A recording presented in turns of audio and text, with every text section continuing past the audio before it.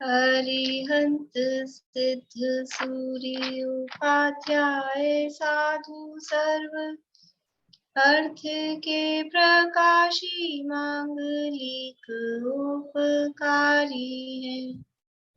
तिन्ह को स्वरूप जान राग ते भई जो भक्ति काय को नवाए स्तुति को जारी। धन्य धन्य ते नहीं ते काज सब आज भई कर जोरी बार बार वंदना हमारी है। मंगल कल्याण सुख ऐसो हम चाहत हैं। हो मेरी ऐसी दशा जैसी तुम धारी है। हो मेरी ऐसी दशा जैसी तुम धारी है। मंगलमय मंगल करण वीत राग विज्ञान नमो ताहि जाते भई अरहंतादि महान।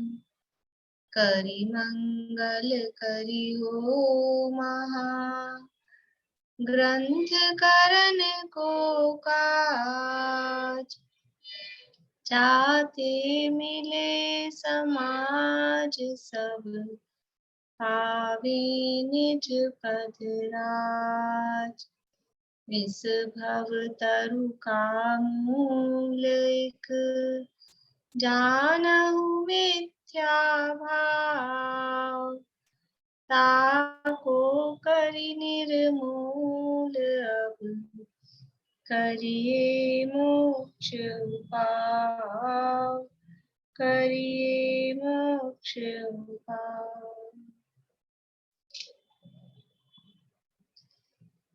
प्रश्न आंसर करने आज या एक दो दिन बात करनी? देख लिए? समझ नहीं आ रहा है? ऐसे ऐसे से गर्दन लग रही है सबकी मुझे। ऐसे है कि ऐसे है?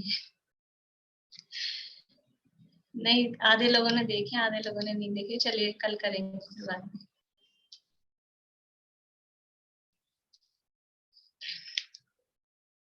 ये मोक्षण प्रकाशक का 8वां अधिकार और उपदेश का स्वरूप से बताया है। उपदेश का स्वरूप कि जिनवाणी में जो उपदेश दिया गया है वो किस अपेक्षा से, उसका स्वरूप क्या है, यानी जो उपदेश दिया जा रहा है वो यानी जो अनुयोग जिस स्वरूप जिस शैली में वो उपदेश दिया जा रहा है उस शैली के हिसाब से उस उपदेश को ग्रहण किया जाएगा।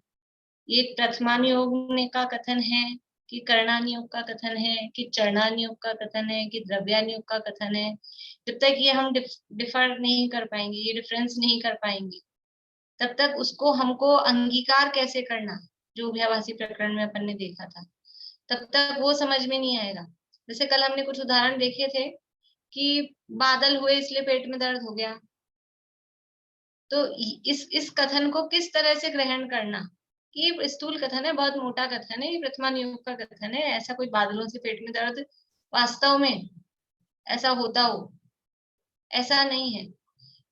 और भी इसके लिए उदाहरण मिलते हैं कि जिसे प्रथमानुयोग है वो तो ऐसा है जैसे कि लकड़ी तोलने का तराजू होता है, लकड़ी तोलने का कहो या कोयले तोलने का कहो, कि जिसमें मतलब 100-200 ग्राम क्या किलो और 2 किलो भी ऊपर नीचे हो जाए तो कुछ फर्क नहीं पड़ता। बड़े बड़े लकड़ियां कोयले तोले जा रहे हो, 1 क्विंटल कोयले तोले तो उसमें 1-2-4 किलो भी ऊपर नीचे हो जाए तो कोई खास फर्क नहीं पड़ता है, ना लेने वाले को ना देने वाले को। ऐसा प्रथमानुयोग मतलब मोटी चीजें स्थूल बुद्धि वालों के लिए है। और जो चरणानुयोग है, चरणानुयोग है वो अनाज तोलने के तराजू के समान है कि अनाज तोलेंगे तो 10-20 ग्राम 100-200 ग्राम थोड़ा बहुत ऊपर नीचे हो जाए, गेहूं दाल चावल लिए 10-20 ग्राम ऊपर नीचे उसमें हो जाए, इतनी बारीकी नहीं है, लेकिन फिर भी वो लकड़ी कोयला वो तोला उससे तो वो बारीक है, परंतु ऐसा थोड़ा बहुत ऊपर नीचे हो जाए तो उसमें फर्क नहीं पड़ता है। तो प्रथमा नियोग है वो लकड़ी कोयला तोलने के तराजू के जैसा है। चरणान योग है वो अनाज तोलने के तराजू के जैसा है। और करणान योग, करणान योग नहीं, पहले द्रव्यान योग। द्रव्यान योग कैसा है? कौन बारीक है? द्रव्यान योग बारीक है कि करणान योग बारीक है? करणान योग बारीक है, तो पहले द्रव्यान योग को लेते हैं। द्रव्यान योग कैसा है? किसको तोलने के जैसा है? कौन सा तराजू बनाएंगे? बोलिए निशांति। सोना तोलने के समान, हाँ, सोना चांदी, सोना चांदी जो धातुएं हैं वो तोलने के जैसा। सोना चांदी तोलेंगे तो 100-200 ग्राम ऊपर नीचे हो जाएगी, फिर 100-200 ग्राम में तो पूरा दिवाला ही निकल जाएगा। लेकिन फिर भी उसमें ऐसे एकदम सेंट रत्ती का, तो मतलब सोने के जो तराजू होते हैं वो ऐसे वो कांच में पैक ऐसे दिखाई देते हैं, लेकिन फिर भी वो इतनी मतलब थोड़ी उसमें स्थूलता है फिर भी। इससे भी ज्यादा बारीक तो किसका तराजू है? कर्णान योग। कर्णान योग कैसा है? वो रत्न तोलने के तराजू के समान। रत्नों में तो एक एक सेंट, एक एक रत्ती का भी फर्क पड़ता है। तो कर्णान योग है वो इतनी बारीक बात करता है कि जरा सा भी परिणाम इधर का उधर हुआ तो अभी ये जीव मिथ्या दृष्टि है कि कौन से गुण स्थान में है कि क्या है, सम्यक के सन्मुख है, इतनी स्थिति ऐसी है, अधः करण में है, अपूर्व करण में है, अनिवृत्ति करण में है, फिर भी शब्द क्या दिया है उसको? मिथ्या दृष्टि। फिर भी मिथ्या दृष्टि है, उसी को सम्यक दृष्टि। अभी प्रथमान योग तो उसी को सम्यक दृष्टि कह देगा, चरणान योग द्रव्यान योग भी, कि अब क्या देर है, सम्यक में अब क्या देर है। लेकिन कर्णान योग क्या कहता है कि नहीं, मिथ्या दृष्टि, मिथ्या दृष्टि है। तो ये इनकी बारीकियों में फर्क है। चारों ही अनुयोग, अब जब अगर इनकी शैली नहीं समझे कि किस किस स्तर पे बात कर रहे हैं, तो हम उसकी जो शैली होगी वो समझेंगे तो उसका वजन ख्याल में आएगा। जिसकी कौन कितनी बारीक बात करता है उस आधार पे उसका वजन ख्याल में आता है, उसकी इंपॉर्टेंस ख्याल में आती है। जो जितनी बारीक बात करता है, ये मोटी मोटी बात है, ठीक है, ऐसे ही उसका वजन उतना है। लेकिन वजन कम है का मतलब वो बेकार है, अप्रयोजनभूत है, ऐसा नहीं है। यहाँ प्रयोजन भी बता रहे हैं, चारों अनुयोगों का प्रयोजन सिद्ध कर रहे हैं। कल हमने प्रथमानुयोग के प्रयोजन की चर्चा की थी, और वो प्रथमानुयोग मुख्य रूप से जो तुच्छ बुद्धि जीव हैं, अल्प बुद्धिधारी जीव हैं, धर्म में जीरो हैं, धर्म समझते नहीं है, ऐसे जीवों के लिए प्राथमिक भूमिका में वो अत्यंत उपयोगी है। क्यों उपयोगी है? कि उनका मन धर्म की गहरी गहरी बातों में लगता नहीं है, कथाओं में उनको रुचि होती है, राग रंग में रुचि होती है, तो कथाओं में राग रंग के निरूपण के साथ साथ में उनको वीतरागता साथ में दी जाती है। कौन सी 3 बातें हैं, किन 3 बातों का निरूपण प्रथमान योग में किया जाता है, उसके माध्यम से जीवों को धर्म में लगाया जाता है? बोलिए पारुल। संसार की विचित्रता के द्वारा, पुण्य पाप के फल के द्वारा, और महान पुरुषों की प्रवृत्ति के द्वारा। बढ़िया। संसार की विचित्रता, पुण्य पाप का फल और महान पुरुषों की प्रवृत्ति, इन 3 के माध्यम से जीवों को धर्म में लगाया जाता है। प्रयोजन क्या है? जीवों को धर्म में लगाना। तो पहले अपन परिभाषा देख लें कि परिभाषा के रूप में क्या कहेंगे, प्रथमान योग किसे कहते हैं। देखिए, ये अपने पास वीतराग विज्ञान पाठमाला भाग 2 है। वीतराग विज्ञान पाठमाला भाग 2 में चौथा पाठ है, 4 अनुयोग। अभी मेरे पास पीडीएफ यहाँ नहीं है कंप्यूटर में, मैं आपको यानी ये लेसन आप पढ़ सकते हैं तो सामान्य स्वरूप अपने को एक बार ख्याल में आ जाएगा चारों नियोग का, जिनको नहीं है ख्याल में। इसमें से परिभाषा देखिए, प्रथमान योग किसे कहते हैं।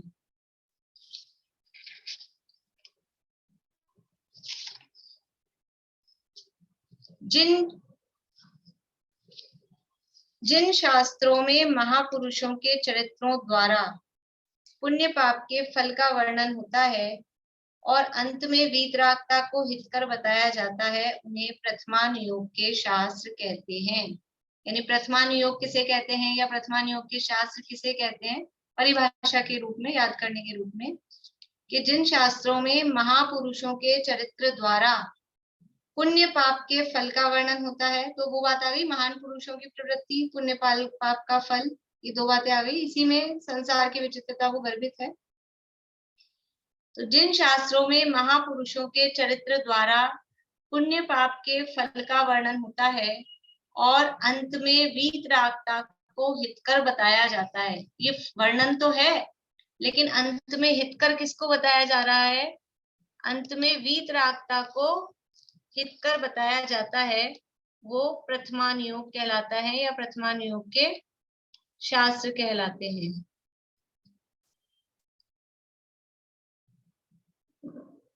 आप लोगों के पास में होगी घर में विद्या ज्ञान पाठमाला, तो देख लीजिएगा, नहीं फिर मैं कल डाल दूंगी पीडीएफ। नहीं तो पीटीएसटी की साइट पे से डाउनलोड कर सकते हैं, विद्या ज्ञान पाठमाला भाग 2, उसमें चौथा पाठ है। एक अपने रत्नगण शावकाचार्य में दूसरा अधिकार है सम्यक ज्ञान अधिकार। उसमें केवल 5 ही श्लोक हैं और 5 ही श्लोक हैं और 5 श्लोकों में 4 अनुयोगों का वर्णन है और एक पहले श्लोक में सम्यक ज्ञान का वर्णन है। तो देखिए जो प्रथमान योग के लिए क्या कहते हैं, फिर अपन आगे पढ़ेंगे मोक्षा प्रकाशक से ही। यहाँ एवं रत्नकर्ण शावकाचार्य से, रत्न शावकाचार्य में पेज नंबर है 84।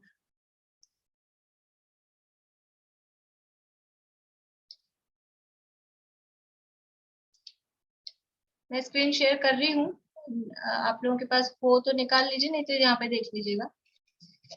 देखिए श्लोक नंबर है 43। प्रथमानुयोगमर्थाख्यानं चरितं पुराणमपि पुण्यं बोधिसमाधिनिधानं बोधति बोधः समीचीनः। प्रथमानुयोगम, प्रथमान योग क्या है? अर्थाख्यानम, अर्थ 4 प्रकार के पुरुषार्थों का आख्यान यानी व्याख्यान, वर्णन। अर्थाख्यानम, अर्थ यानी पुरुषार्थ, और उस पुरुषार्थ का आख्यान यानी वर्णन। 4 पुरुषार्थ कौन से होते हैं? धर्म, अर्थ, काम और मोक्ष, ये 4 पुरुषार्थ कहे गए हैं। तो इन 4 पुरुषार्थों का वर्णन जिसमें है, और क्या है? चरितम पुराणम अपि पुण्यम, पुराण पुरुषों के चरित्र का, जिसमें पुण्य पुरुष, पुराण पुरुष जिन्हें कहते हैं, उनके चरित्र का जिसमें वर्णन है, उनके पुण्य का, उनके धर्म क्रियाओं का। पुराणम, पुराण पुरुष, महापुरुषों को पुराण पुरुष कहते हैं, पुराणों में जिनकी बातें हैं वो पुराण पुरुष। तो ऐसे पुराण पुरुषों के पुण्य का, उनकी धर्म व्यवहार, धर्म की जो क्रियाएं हैं उनका वर्णन, उनके चरित्र का वर्णन जिसमें है, वो प्रथमान योग। पहला तो क्या है पॉइंट? पहला किसका वर्णन है? कि 4 पुरुषार्थों का वर्णन है। फिर जो पुराण पुरुष हैं, महापुरुष हैं, शलाका पुरुष हैं, उनके चरित्र का और पुण्य का वर्णन जिसमें है, वो प्रथमान योग है। और कैसा है प्रथमान योग? बोधि समाधि निधानम। इसके लिए मैंने ये श्लोक पढ़ा है, ये शब्द बोधि समाधि निधानम। अपनी जो पुस्तक है ना कहानियों की, उसका नाम क्या है? बोधि समाधि निधान। उसका नाम बोधि समाधि निधान इसलिए है क्योंकि यहाँ पे प्रथमान योग को कहा है वो बोधि समाधि का निधान है, खजाना है। निधान यानी खजाना। प्रथमान योग किसका खजाना है? बोधि का और समाधि का। बोधि का अर्थ बताया था 12 भावनाओं में, बोधि दुर्लभ भावना में। बोधि शब्द का क्या अर्थ होता है रेखा जी?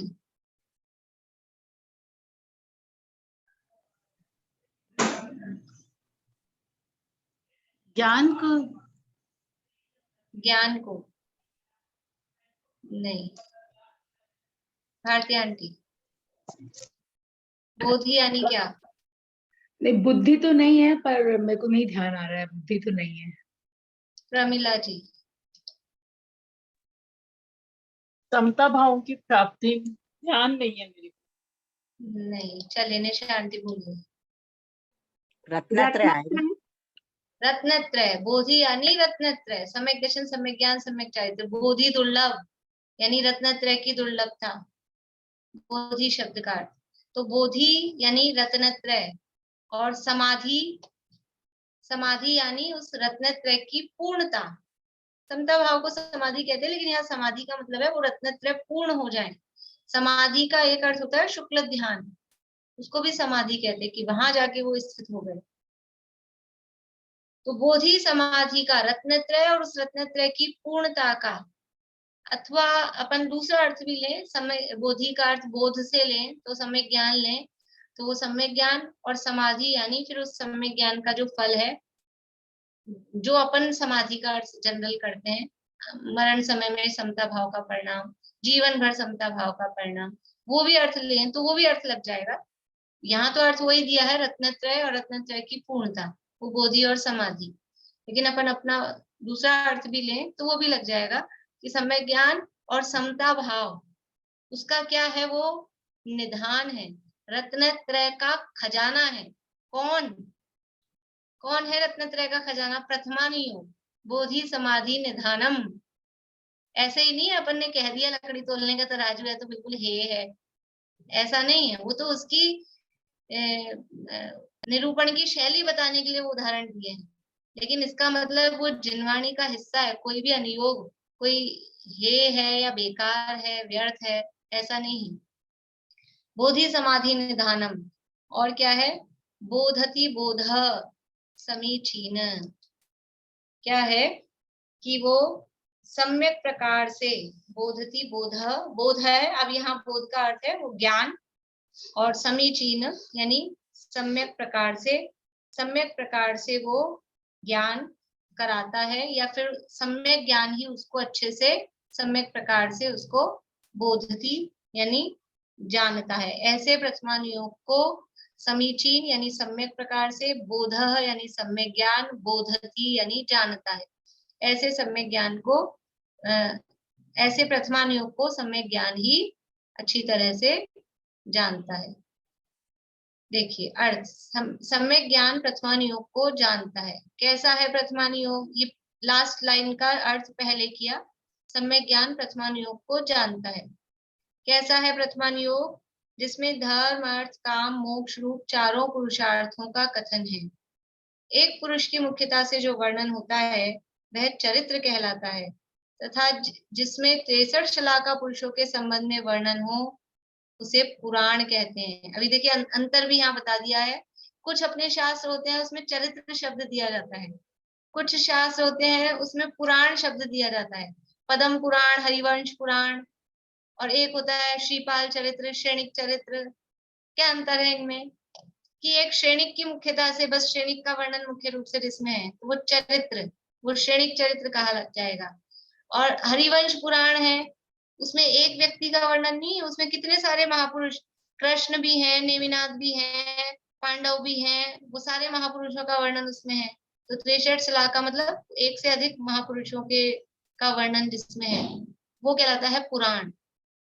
और एक व्यक्ति की मुख्यता से जो लिखा जाता है उसको कहते हैं चरित्र।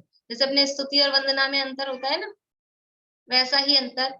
फिर भी ये अंतर है, पर कभी कभी इधर उधर भी वाइस वर्सा भी यूज में आते हैं। कभी किसी को भी चरित्र कह देते हैं, कभी किसी को भी पुराण कह देते हैं। ऐसा चलता है लोक में, लेकिन अंतर ये है वास्तव में।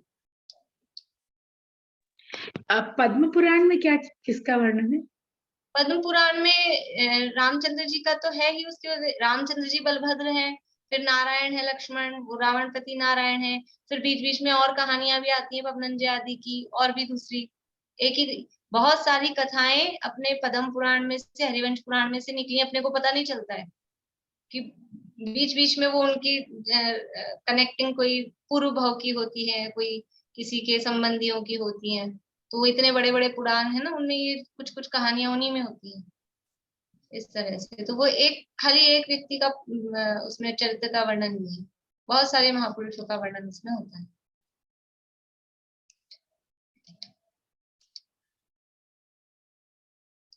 सम्यक दर्शन आदि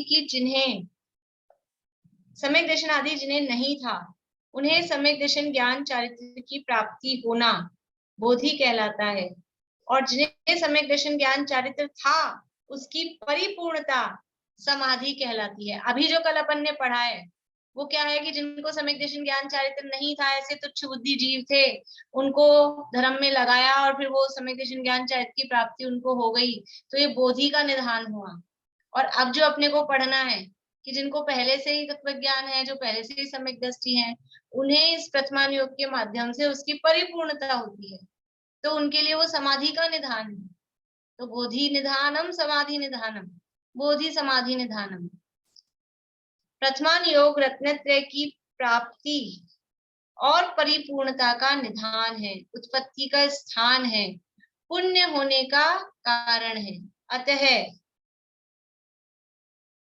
पुण्य होने का कारण है, अतः पुण्य है। प्रथमान योग कैसा है, यहाँ जो शब्द दिया था पुराणम अपि पुण्यम, प्रथमान योग को पुण्य कह दिया, क्योंकि पुण्य का कारण है इसलिए उसको ही पुण्य कह दिया।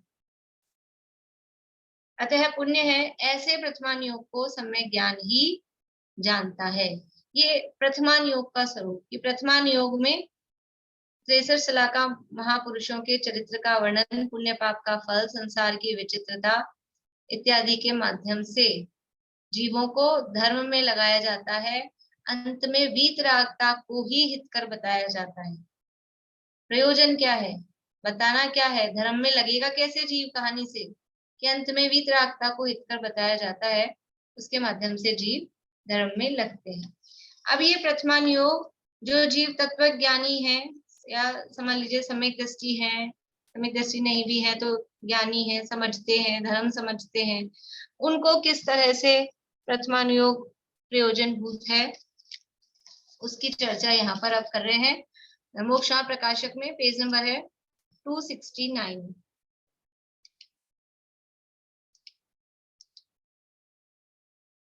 तथा जिन जीवों के तत्व ज्ञान हुआ हो, पश्चात इस प्रथमान योग को पढ़े सुने तो उन्हें यह उसके उदाहरण रूप भासित होता है। देखिए अपने को ये जो अब हम पढ़ेंगे ना, तो बहुत सारे पॉइंट्स निकलेंगे। जैसे अभी अपन ने उदाहरण में ले लिए, अभी ये उदाहरण तराजू वाला ले लिया एक एक के लिए, कल अपन ने दूसरे उदाहरण लिए थे, ऐसे अभी ये एक पॉइंट है।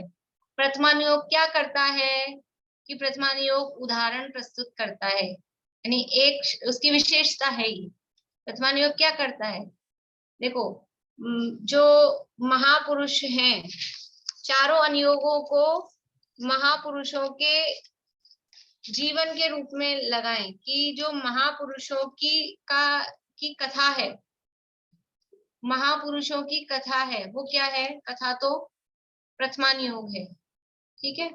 और फिर वो महापुरुषों का जो आचरण होता है वो क्या है, महापुरुषों का आचरण वो चरणान योग है।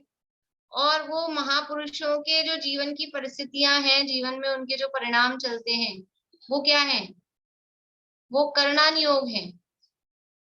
और महापुरुषों का अभिप्राय कैसा होता है, उनकी मान्यता कैसी होती है, वो मानते क्या है, वो हो गया द्रव्यान योग। तो एक प्रथमान योग में महापुरुषों का कथन है, लेकिन उस महापुरुषों के कथन की मुख्यता से अपन प्रथमान योग कह रहे हैं, और उसमें अकेला प्रथमान योग नहीं है, उसमें चारों अनुयोग हैं।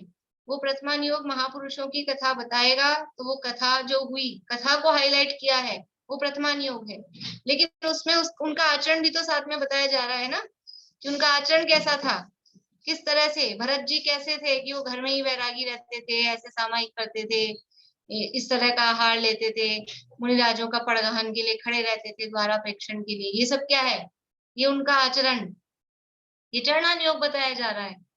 और फिर उनके परिस्थितियां किस तरह की थी, उनके परिणाम कैसे होते थे, कुछ जीवन में जो भी परिणामों में उतार चढ़ाव हो रहा है वो कुछ बताया जा रहा है, वो करणान योग को, या पुण्य पाप के आधार पे दिखाया जा रहा है, तो करणान योग।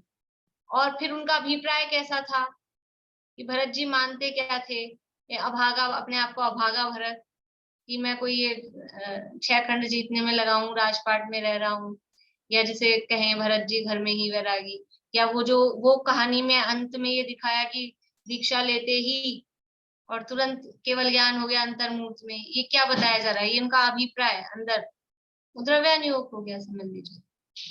या किसी भी प्रकार से कहानी में मतलब ऐसा लगाना, तो वो चारों अनुयोग उसमें अपने को दिखाई देंगे। तो जिन जीवों को तत्व ज्ञान हुआ हो उसके बाद में प्रथमानुयोग पढ़ना है कि नहीं पढ़ना। अब अपन तो बड़े स्टैंडर्ड वाले हो गए, अपन तो बड़े समय सार, प्रवचन सार और मोक्षा प्रकाश ये पढ़ने लग गए। अपन क्या कहानी वानी पढ़े?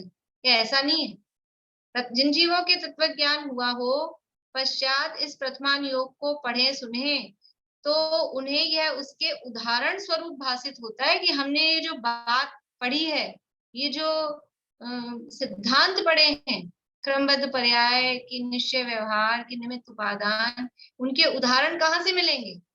उनके उदाहरण वहीं तो मिलेंगे प्रथमानुयोग में। एक एक सिद्धांत का उदाहरण। क्रमबद्ध पर्याय की जो पुस्तक है दादा की, उस क्रमबद्ध पर्याय की सिद्धि में चारों अनुयोगों से क्रमबद्ध पर्याय की सिद्धि की है।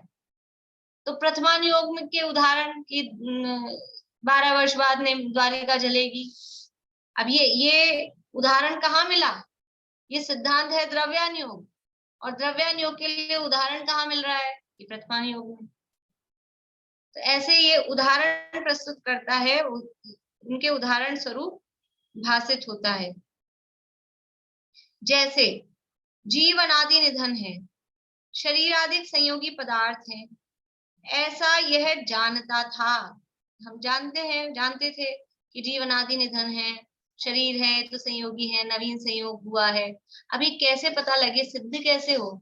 जीव अनादि निधन है। कुछ मत वाले, कुछ धर्म वाले कहते हैं खाओ पियो ऐश करो, यहाँ पे ये शरीर है जो है, मैं तो यही हूँ, शरीर है सोई जीव है, जीव है सोई शरीर है, ये खत्म हो गया, खत्म। इसके बाद कुछ नहीं। किसने देखा अगला भाव कुछ नहीं होता है। बस जो कुछ है ना ये अभी यही है, खाओ पियो ऐश करो, फालतू की चक्कर में पड़ो मत, ऐसा कहते हैं। तो अभी ये कैसे पता लगेगा कि जीव है, अनादि निधन है, इससे पहले भी था, इसके बाद भी रहेगा? ये कैसे पता लगेगा? कि वो पुराणों में, प्रथमानुयोग में वो कहानियों के माध्यम से कि पहले ये जीव वो था, फिर उसने ऐसे काम किए, अब ये बन गया है, फिर मर के फिर ये बना है, तो ये इस तरह से ये वही जीव था। फिर उसको याद आती है, जाति स्मरण आदि की बातें होती हैं अवधि ज्ञान के माध्यम से। तो ये उसका उदाहरण हमने ये सुना है कि जीव अनादि निधन है, लेकिन ये विश्वास कैसे हो? तो ये प्रथमानुयोग के माध्यम से उसमें विश्वास दृढ़ होता है कि जीव अनादि निधन है, शरीर आदि संयोगी पदार्थ है। तथा पुराणों में जीवों के भवांतर निरूपित किए हैं, वे उस जानने के उदाहरण हुए। भवांतर यानी अनेक भवों की जो चर्चा है, उससे पता लगता है कि ये इसी भव में खत्म नहीं हो जाएगा जीव, आगे आगे के भवों में अनंत काल तक जीव का अस्तित्व रहने वाला है। तो पीछे के भवों में भी जीव था, आगे के भवों में भी जीव रहने वाला है। जीवों के भवांतर निरूपित किए हैं, वे उस जानने के उदाहरण हुए। तथा शुभ अशुभ शुद्धोपयोग को जानता था, वह उसके फल को जानता था। पुराणों में उन उपयोगों की प्रवृत्ति और उनका फल जीव के हुआ सो निरूपण किया है। अब हमने चरणानुयोग के, द्रव्यानुयोग के शास्त्रों में पढ़ा है, एक शुभ उपयोग होता है, एक अशुभ उपयोग होता है, एक शुद्धोपयोग होता है। अब ये पढ़ तो लिया, लेकिन वो अशुभोपयोग क्या होता है, उसका फल क्या होता है, शुभोपयोग क्या होता है, उसका फल कैसा होता है, शुद्धोपयोग क्या होता है, किस प्रकार से उसका फल होता है, ये कहाँ पता लगेगा? उसके उदाहरण वो कहाँ मिलेंगे? कि प्रथमानुयोग में मिलेंगे कि इस जीव ने अशुभ भाव किए थे, उसका फल उसको ऐसा नरकादि कुगतियों का प्राप्त हुआ। इसके शुभ भाव के फल से वो मेंढक, देखो एक ही जीव की सिद्धि कि वो सेठ था और सामायिक करने बैठा है, लेकिन उसके भाव कैसे हुए, उपयोग कैसा हुआ, क्या शुभ में, तो मर के क्या बन गया? मेंढक बन गया। तो ये जीव की भी सिद्धि हो रही है कि पर भाव भी है, अगला भाव भी है। और अब वो मेंढक है, अपने मुंह में फूल की पंखुड़ी दबा के समोषण की तरफ जा रहा है। मेंढक है, कुछ ज्ञान नहीं है, बस ऐसे ही जा रहा है, हाथी के पैर के नीचे आके मर गया, और मर के क्या बन गया, अभी देव बन गया। जब सामायिक में बैठे थे सेठ जी, जब तो पानी में जाके मेंढक बन गए, क्यों? क्योंकि उपयोग अशुभ था। और अब हाथी के पैर के नीचे जाके कुचल गए हैं, छोटा सा मेंढक है, और वो जा मर के देव बन गया, क्यों बन गया? कि उपयोग शुभ था। और कोई मुनिराज ध्यान में बैठे हैं और वो मोक्ष चले गए, क्यों? क्योंकि उपयोग शुद्ध था। तो ये शुभ अशुभ शुद्ध उपयोग के बारे में पढ़ा, द्रव्यान योग के शास्त्रों में पढ़ा, चरणान योग के शास्त्रों में पढ़ा, लेकिन उसका फल कैसा होता है, किस प्रकार से वो उपयोग होते हैं, वो प्रथमान योग में समझ में आता है। पुराणों में उन उपयोगों की प्रवृत्ति और उनका फल जीव के हुआ सो निरूपण किया है, वही उस जानने का उदाहरण हुआ। इसी प्रकार अन्य जानना, यानी जितने भी जो भी सिद्धांत हम पढ़ेंगे, जो भी नियम हम पढ़ेंगे, जो भी 3 अनुयोग जो हैं, चरणानुयोग, कर्णानुयोग, द्रव्यानुयोग, इन तीनों अनुयोगों के लिए उदाहरण वो कहाँ से मिलेंगे? वो प्रथमान योग में मिलेंगे। उनकी सिद्धि यानी विश्वास किससे? उदाहरण से तो विश्वास होता है कि ऐसा देखो ऐसा हुआ था। कुछ रियल होते हैं, इतिहास के होते हैं, कुछ वैसे बनाए गए होते हैं, उसके माध्यम से उसका सिद्धि होती है। यहाँ उदाहरण का अर्थ यह है कि जिस प्रकार जानता था उसी प्रकार वहां किसी जीव के अवस्था हुई, इसलिए यह उस जानने की साक्षी हुई। यानी किसी बात के लिए अपन ने सुना हो, किसी जगह के लिए, किसी समझ लीजिए किसी जगह के बारे में अपन ने सुना हो कि ऐसा वहां जाने से ऐसा हो जाता है, ऐसा कुछ अपन ने सुना हो, और फिर वास्तव में कोई व्यक्ति अपने को ऐसा मिल गया हो कि वो वहां गया और उसके साथ कुछ ऐसा हुआ, तो ये अपने को उसकी साक्षी हो गई ना, सिद्धि हो गई, उदाहरण मिल गया वो व्यक्ति। किसी भी बात का कुछ भी ले सकते हैं। मान लीजिए कि कोई भी जगह के लिए ऐसा कहा कि वहां जाने वाले, जैसे समाव शरण के लिए, कि जो समाव शरण में जाता है उसको अपने 7 भाव दिखाई देते हैं। समाव शरण में जो भी व्यक्ति जाता है, मतलब महामंडल में दिखाई देते हैं, बावड़ी में दिखाई देते हैं। अब ऐसा सुन रखा था, और फिर कोई व्यक्ति समाव शरण में जाकर आया और उसने कहा कि मैंने ऐसे ऐसे अपने भाव देखे हैं, तो वो उदाहरण मिल गया ना। वो जो बात अपन ने पढ़ी है उसका वहां साक्षी मिल गई, उसकी इस तरह से अपने को प्रूफ मिल गया।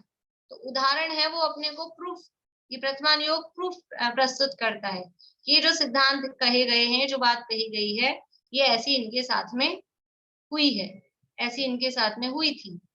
इस तरह से वो उसके साक्षी प्रस्तुत करता है। एक तरह से प्रैक्टिकल हो गया, हाँ, प्रैक्टिकल हो गया, ऐसा कह सकते हैं है ना?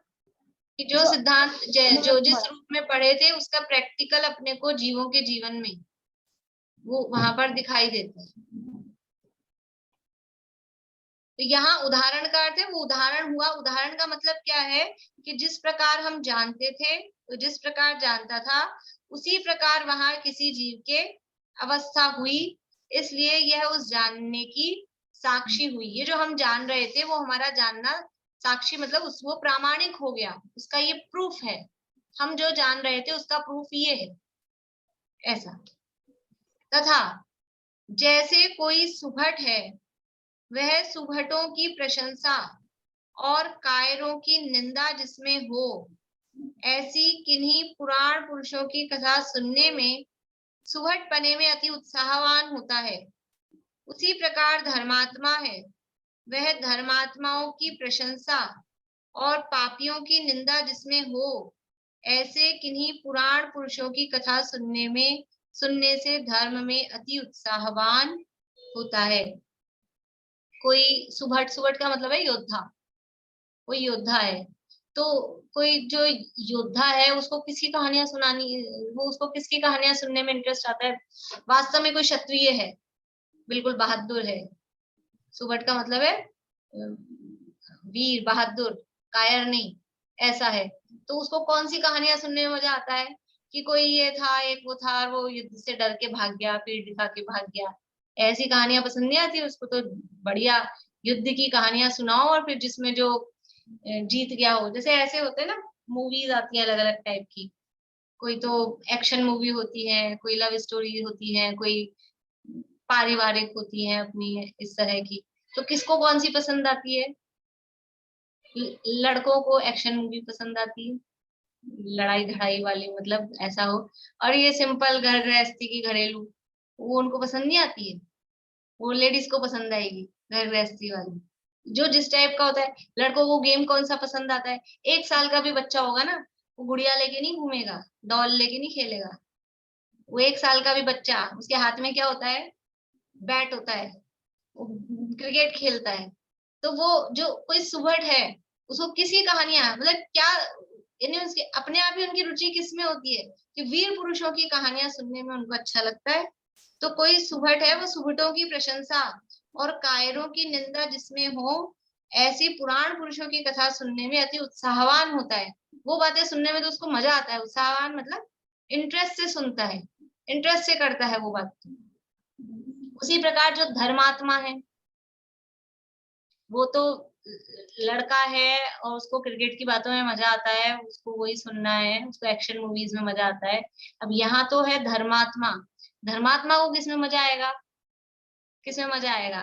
राग रंग की बातों में, किस तरह से संसार की वृद्धि हो, किस तरह से भोजन बनाया जाए, कि किस तरह से किस चीज को कैसे यूज में लिया जाए, इसमें मजा आएगा। कि या फिर ऐसी कहानियां न्यूज़पेपर में जो आती हैं, वो कहानियां सुनने में मजा आएगा। या फिर जो धर्म साधन करके जो मोक्ष गए हैं, जो सुखी हो गए हैं, जिन्होंने अपने संसार का अंत कर लिया है, ऐसे जीवों की कथा सुनने में मजा आएगा, किसी कहानी सुनने में मजा आएगा। तो जो जिसको जिसकी रुचि होती है वो उसकी बात सुनता है। यानी ये बता रहे हैं, बता क्या रहे हैं, वही पॉइंट है कि जो तत्वज्ञानी हो गए हैं उनके लिए भी प्रथमान योग कुछ कार्यकारी है, उनको भी प्रथमान योग में कुछ मजा आएगा कि नहीं आएगा, कुछ मिलेगा कि नहीं मिलेगा प्रथमान योग से, कि वो तत्वज्ञानी हो गए हैं, धर्मात्मा है, मतलब धर्मात्मा है, तो उनको मजा क्यों नहीं आएगा प्रथमान योग में? क्योंकि जिसमें ऐसे धर्मात्मा जीव, वो किस तरह से धर्म साधन करके मुक्ति को प्राप्त हो गए हैं, ये वर्णन जिसमें किया गया है, तो धर्मात्मा जीव को उनकी कथा सुनने में इंटरेस्ट आएगा ही, उसको मजा आएगा ही। इसलिए वह जो धर्मात्मा है, वह धर्मात्माओं की प्रशंसा और पापियों की निंदा जिसमें हो, ऐसे किन्हीं पुराण पुरुषों की कथा सुनने से धर्म में अति उत्साहवान होता है। सच्चा यानी धार्मिक भी कौन है? अभी वात्सल्य की चर्चा पढ़ी थी अपन ने द्रव्य संग्रह में, समय दर्शन वाला जो गाथा चली थी ना, उसमें अंगों की चर्चा चली थी, वात्सल्य अंग। तो जो धर्मी है, उस धर्मी को अन्य धर्मियों के प्रति वात्सल्य है, ठीक बात है, वो वात्सल्य अंग है। लेकिन उस धर्मी को अन्य धर्मियों की बात सुनने में भी अच्छा लगता है कि नहीं लगता है? इधर उधर की राजनीति की दूसरी बातें सुनने में मजा आता है कि अपनी अपनी साधर्मियों की बातें चल रही हो, उसमें मजा आता है। तो जो धर्मी है उसको धर्मियों की बातें सुनने में भी मजा आता है। तो वो धर्मी है, तो फिर तो ये महान पुरुष तीर्थंकर आदि हो गए हैं, उनकी कथा सुनने में वो उत्साहवान क्यों नहीं होगा? और उसकी उनकी कथा सुन के क्या होता है कि खुद का पुरुषार्थ जगता है। जैसे कल अपन ने वो चर्चा की थी उदय सुंदर वाली, वो पत्नी के साथ चले जा रहे थे ससुराल और फिर दीक्षा ले ली उन्होंने। तो ऐसी ऐसी कहानी सुन के, अंजन चोर की कहानी सुन के कि वो चोर था, चोरी कर रहा था और उसको वैराग्य हो गया, वो भगवान बन गया। और वो 700 चोर जम्बू स्वामी के विवाह के दिन आए, विद्युच्चर आदि चोर, और वो कहाँ तो चोरी करने आए थे और वो उनकी धर्म वार्ता सुन के वो दीक्षित हो गए उनके साथ में।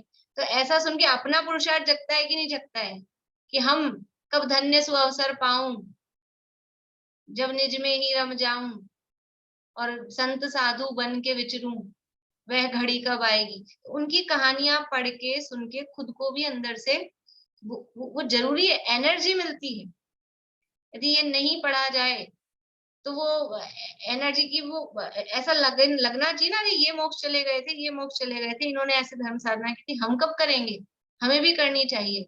तो अपने को यानी जो ज्ञानी धर्मात्मा है, उनको उससे एनर्जी मिलती है, बल मिलता है, पुरुषार्थ जागृत होता है, इसलिए उनके लिए भी ये प्रथमान योग तथा योग्य कार्यकारी है। इस प्रकार है प्रथमान योग का प्रयोजन जानना। यानी प्रथमान योग नए लोगों के लिए, तुच्छ बुद्धियों के लिए भी प्रयोजनभूत है, और जो तत्वज्ञानी है, धर्मात्मा है, उनके लिए भी प्रयोजनभूत है। प्रथमान योग सभी के लिए यानी प्रयोजनभूत होता है। बोलिए बेला भाई। ये जो धार्मिक लोग होते हैं उनको तो जो बोल्ड में लिखी हुई बात है ना वो समझ में आती है कहानी में, और हम जैसे जो जब तक हम पढ़ते थे हम लोग को शुरू की सारी बातें समझ में आती थी और बोल्ड वाली बात तो ऊपर से निकल जाती थी, मतलब वो हम ध्यान ही रखते थे। तो ये फर्क तो बेसिक आएगा। अब अगर हम पढ़ते हैं ना तो वो वाली बातों को हम गौर करते हैं, वो हमें समझ में आती है, इतना फर्क आ गया है। तो ये चीज है। वो तो है, अभी इसमें उदाहरण देंगे आगे, और कि प्रथमान योग कैसा है, वो बतासे में दवा रख के देने जैसा है। जैसे कड़वी औषधि होती है तो ऐसे बच्चा लेता नहीं है, तो बतासे में वो कड़वी दवाई डाल के और के लिए बेटा बतासा खिला रहे हैं, और उसको वो दवाई दे देते थे। लेकिन बच्चे होशियार हो गए, क्या करते हैं कि माँ की नजर, बतासा ले लिया हाथ में और माँ की नजर इधर उधर हुई, दवाई निकाल के फेंक दी और बतासा खा लिया, तो फिर क्या असर करेगा? वो असर जो होना चाहिए वो नहीं करेगा। इसीलिए फिर वो असर नहीं करता है कि उसमें से जो वीतरागता की बात है वो तो छोड़ देते हैं, कहानी कहानी पढ़ लेते हैं, अब ये क्या आ गया, ये था तत्व छह द्रव्य, पेज पलट दो आगे बढ़ जाओ, तो वो पलट देते हैं। तो वो उतना फिर वो प्रयोजनभूत नहीं रहता है, वो खाली सामान्य रूप से पुण्य बंध का, अगर उसको भी थोड़ा भाव पूर्वक पढ़ा है कहानी को भी, लेकिन थोड़ा सा भी यदि विचार करें ना, थोड़ा भी, तो वो पुण्य पाप का फल समझ में आता है, संसार की विचित्रता समझ में आती है। यदि विचार करेगा तभी आगे बढ़ेगा, विचार ही नहीं करेगा तो फिर तो उसके लिए क्या कर सकते हैं, फिर तो कोई भी कुछ नहीं कर सकता है। लेकिन उद्देश्य तो ये है कि कथा कहानी के माध्यम से एक भी लाइन पे यदि उसका उपयोग लग जाए, एक भी लाइन उसको समझ में आ जाए, थोड़ी सी भी दवाई अंदर चली जाए, थोड़ी सी भी, बहुत सारी भी नहीं भी गई, तो भी असर तो करेगी कुछ। तो जैसे तैसे करके ये जीव को धर्म की दवाई अंदर चली जाए, थोड़ा भी ये संसार रोग कुछ कम हो जाए, ये उद्देश्य आचार्यों का रहा है। इस तरह से ये प्रथमान योग के प्रयोजन की चर्चा हुई। अब आगे करणान योग का प्रयोजन यहाँ पर बताएंगे कल।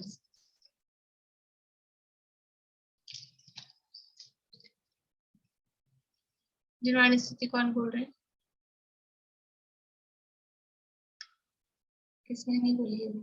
चलिए वर्षा भाभी बोलिए। स्क्रीन शेयर कर।